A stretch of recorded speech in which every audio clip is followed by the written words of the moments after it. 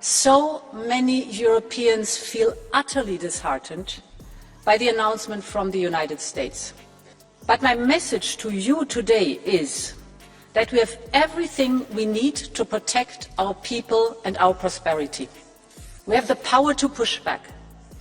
And the people of Europe should know. Ever wondered what it looks like when a tough guy blinks first? Picture this. Trump, the self-proclaimed deal-maker, gets completely outmaneuvered by Ursula von der Leyen on tariffs. Stick around to find out how a simple negotiation left him looking, well, less art of the deal and more art of the dud. Before we move on, I'd like to ask you a small favor. If you appreciate this content, please take a second to like this video and subscribe to the channel. Over 98% of you watch the videos without subscribing. It costs you nothing, but it makes a huge difference to us. So, did you click the subscribe button? Great. Thank you so much.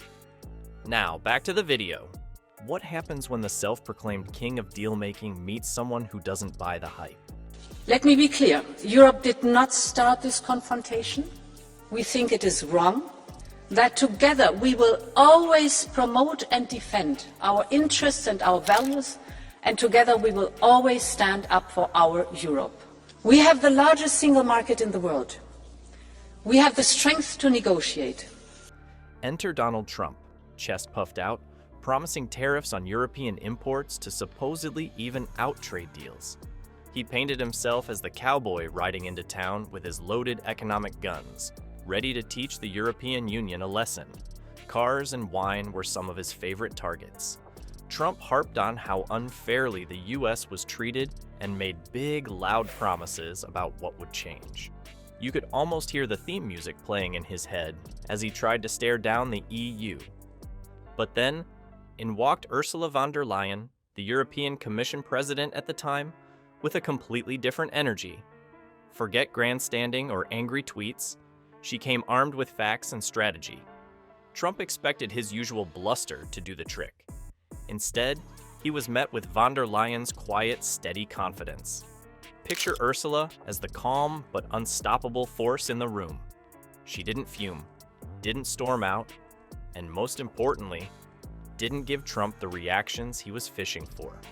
In fact, while Trump threw around phrases like, "We'll slap on 25% tariffs," as if they were party favors, Ursula's poker face stayed firmly in place. And here's where the cracks in Trump's so-called tough guy approach started to show. The negotiations dragged out longer than anyone had expected. Trump initially threatened to impose steep tariffs on EU cars. This wasn't just a bluff. He announced it publicly and tried to sell the move as a win for American manufacturing. But while Trump kept calling himself a master negotiator, von der Leyen outplayed him on his own turf. She worked behind the scenes to build bridges with Congress and big American companies, essentially hedging against Trump's threats and turning potential allies against him. That's right. Ursula didn't just face off with Trump, she went around him. By the time the dust settled, Trump was forced to delay his beloved tariffs indefinitely. The delay itself wasn't some minor hiccup either. It wasn't just a "we're still figuring it out" kind of pause. Experts immediately pointed out that Trump's inability to follow through on this big public promise damaged his credibility, not just with his base, but on the international stage. Where was that tough guy swagger when it mattered? One economist even compared his retreat to a playground bully realizing the kid he's picking on knows karate. That's gotta sting. To spice things up even more, Ursula wasn't one to gloat. Oh no, she simply walked away with what looked like a casual win, as though dismantling Trump's tariff tantrum was just another Tuesday for her. But the subtlety of her approach made the optics even worse for him. It wasn't some dramatic takedown, it was a quiet dismantling of everything Trump tried to project in the public eye.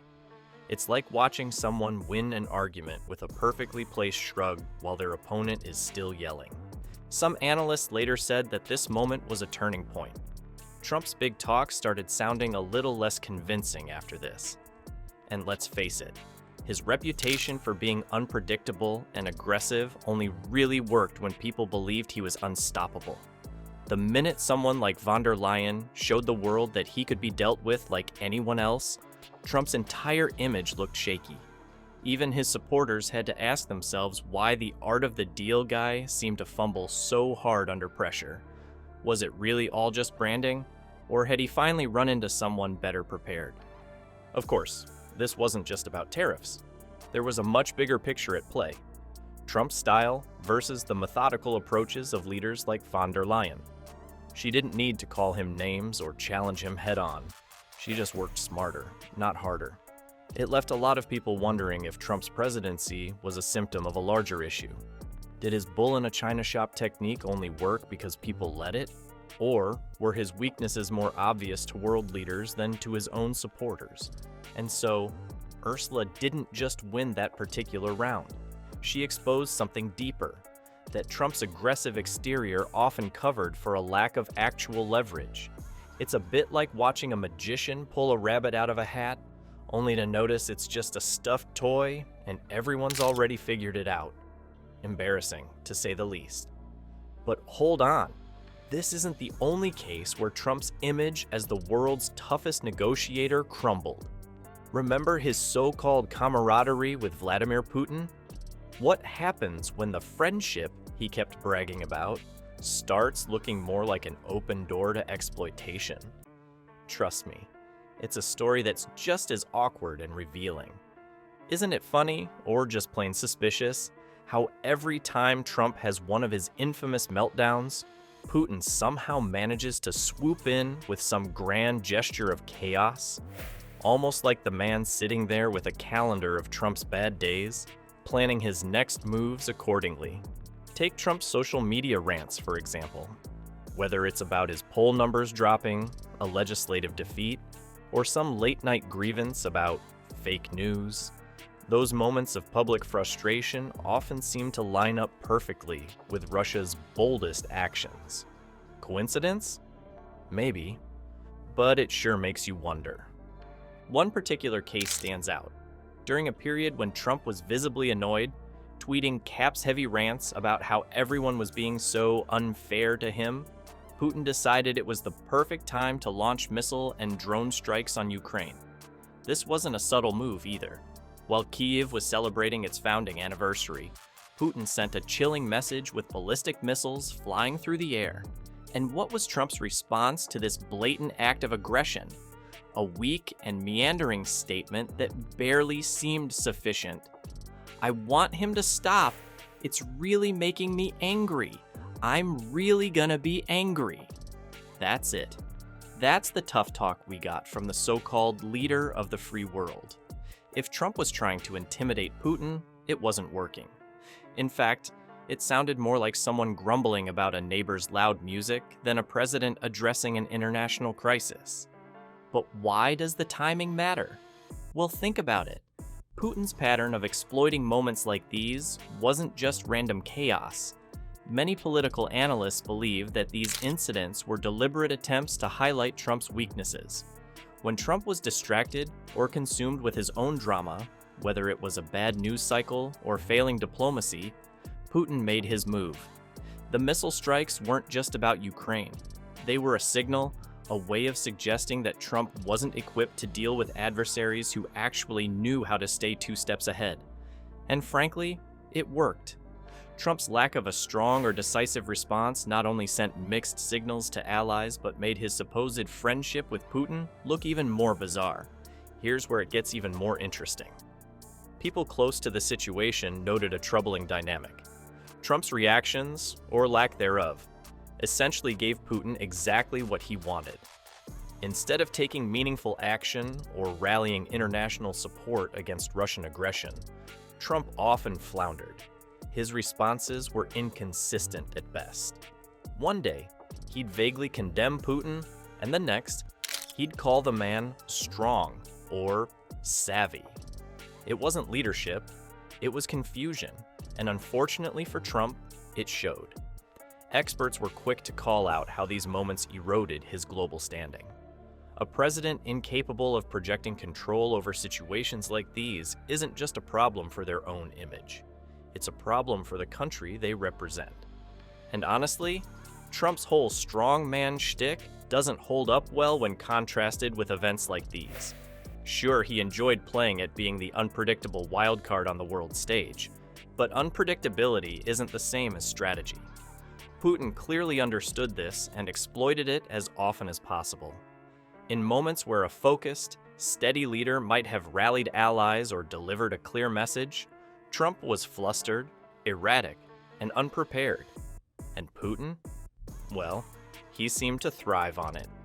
The missile strikes and other similar moves weren't just displays of military power. They were perfectly timed digs at Trump's leadership, or lack thereof. It gets worse when you remember that these weren't isolated incidents.